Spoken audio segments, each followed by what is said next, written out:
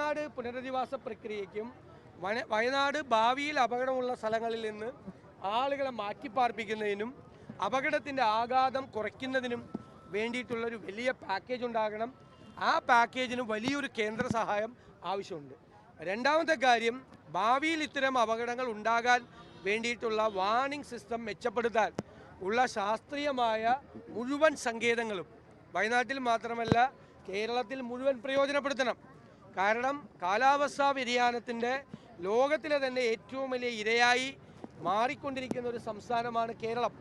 പലതരത്തിലുള്ള ദുരന്തങ്ങൾ, മലയിടിച്ചിലും ഉരുൾപൊട്ടലും മാത്രമല്ല, വെള്ളപ്പൊക്കവും ഉൾപ്പെടെയുള്ള മറ്റേ ക്ലൗഡ് ബേസ്റ്റ് ഉൾപ്പെടെ മേഘസ്ഫോടനം ഉൾപ്പെടെയുള്ള കള്ളക്കടൽ പോലുള്ള നിരവധി പ്രതിഭാസങ്ങളാണ് കേരളത്തിലുണ്ടാകുന്നത്, ഒരുപാട് തരത്തിൽ.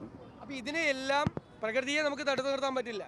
പക്ഷേ ഈ പ്രകൃതി ദുരന്തങ്ങളുടെ ആഘാതം കുറയ്ക്കാനും മനുഷ്യരെ അത്തരം സ്ഥലങ്ങൾ മാപ്പ് ചെയ്ത് മനുഷ്യരെ അവിടെ നിന്ന് രക്ഷപ്പെടുത്താനും കഴിയും.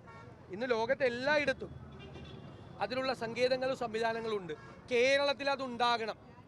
അപ്പോൾ ജിയോളജിക്കൽ സർവേ ഓഫ് ഇന്ത്യ, കേരളത്തിലെ ജിയോളജി ഡിപ്പാർട്ട്മെൻറ്റ്, കേന്ദ്രത്തിലെയും സംസ്ഥാനത്തെയും കാലാവസ്ഥ വകുപ്പുകൾ, അതുപോലെ തന്നെ ഡിസാസ്റ്റർ മാനേജ്മെൻറ്റുമായി ബന്ധപ്പെട്ട സംവിധാനങ്ങൾ, നാഷണൽ ഡിസാസ്റ്റർ മാനേജ്മെൻറ്റ് സെൻറ്റർ, കേരളത്തിലെ ഡിസാസ്റ്റർ മാനേജ്മെൻറ്റ് സംവിധാനം, ഇവരെല്ലാം കൂടി സംയോജിച്ചുകൊണ്ട് ലോക നിലവാരമുള്ള ഒരു വാർണിംഗ് സിസ്റ്റവും ഇവാക്യുവേഷൻ സിസ്റ്റം, അപകടം ഉണ്ടാകുമെന്നറിഞ്ഞാൽ ആളുകളെ മാറ്റാൻ വേണ്ടിയിട്ടുള്ള സംവിധാനങ്ങൾ ഉണ്ടാക്കണം.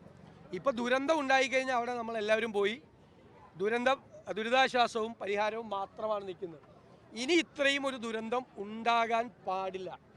അതിനു വേണ്ടിയിട്ടാണ് കേന്ദ്ര സഹായം കൂടുതൽ വേണ്ടത്.